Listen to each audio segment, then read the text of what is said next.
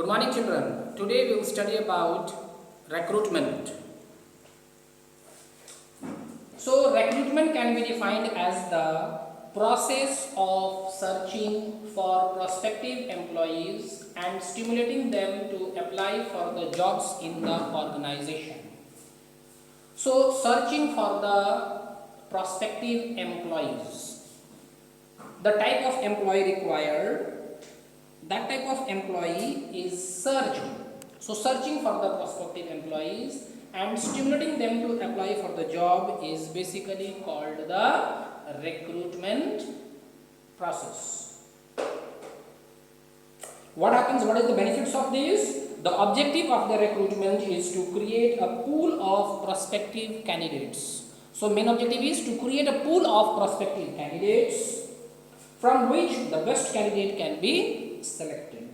Recruitment is regarded as the positive process as it invites a large number of candidates towards the organization.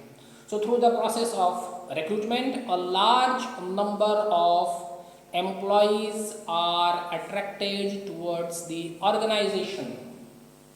The various activities involved in the process of recruitment are: number one, identification of sources of labor supply, assessing their validity, choosing the most suitable sources, and then inviting application from prospective candidates.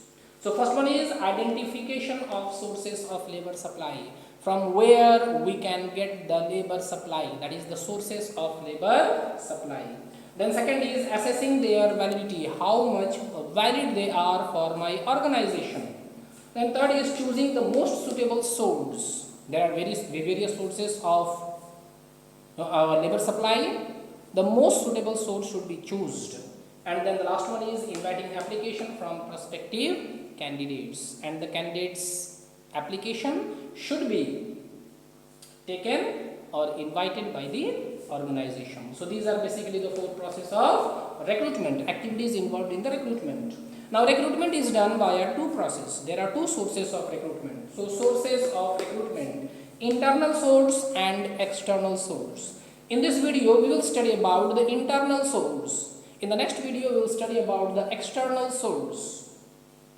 Internal sources, it refers to recruitment from within the organization, from the existing staff and the employees. So, when the recruitment is done from within the organization, from the existing staff and also from the employees, then that is called internal source of recruitment.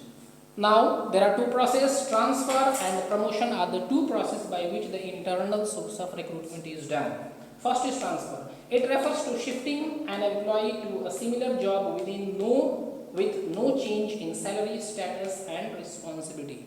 When the employee is shifted to a similar job and there is no change in the salary, status and responsibility, then that is called the internal source of recruitment. That is transfer. Means employee is transferred on a similar job where there is no change in the salary, status and responsibility of the employee. Since it involves shifting the employees from one job to another, it may lead to the change in the duties and working conditions. So, since the employee is shifted from one job to the another, then there may be the change in the duties and also in the working condition. It is the horizontal movement of employee which also helps in the training of employees and filling deficiency of one department with the surplus with the another. So, this is basically if one department has a surplus of employee and the another department has a deficiency of employee, then the employees from the surplus is shifted to the deficiency. Now, the second type of internal source is promotion. It means shifting the employee to a higher post. So, in this, an employee is shifted to the higher post where his salary is high, his status is high and also his responsibilities are high. It is a vertical shifting of employee. This is called the vertical shifting of employees, which helps to increase the motivation and satisfaction of the employees, and because of this shifting, there is the increase in the motivation level of the employee and also in the satisfaction of the employees. Now, what are the merits of internal source and what are the demerits of internal source? First merit is employee motivation. Promotion to a higher level motivates the employee for better performance. Employee gets motivated and he performs better, which leads to more satisfaction of the employees. Then second merit is simple process. The process of selection and placement becomes simple. It is very simple process as the background of the candidate is already known to the organization. Then third benefit is facilitates training. Transfer from one job to another facilitates training of the employee. Since the employee is transferred from one job to the another, he gets trained in the new working condition and the new duties he learns it. Then no induction training. Employees selected from within the organization do not need induction training. Induction training is not given to the employee in the internal selection, but in the external selection, induction training is given to him.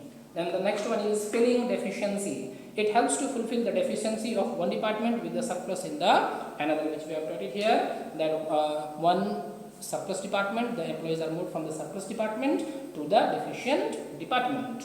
Then inexpensive, it does not require much time, money and effort. Demerits, first is no fresh talents. It does not bring any fresh talent from the another organization because the person is from the same department, same organization, and he has the same talent. Then second B is lethargic employee. When employee are sure of time bound promotion, they become lethargic. When the old employee know that a time bound promotion is there, they become lethargic or lazy. Third is no competitive spirit. Competitive spirit among the employee may get hampered. So there is no competition among the employees, so the competitive spirit get hampered. Fourth is reduced productivity. When employees are transferred frequently to different job, it results in reduced productivity. So when the employee are transferred from one job to another, their productivity is reduced. And the last one is no fit for new employees. This type of recruitment, internal source of recruitment, is not fit for the new type of organization. Why? Because a new enterprise cannot avail the benefit of the internal sources of recruitment. So today is only this much. Thank you.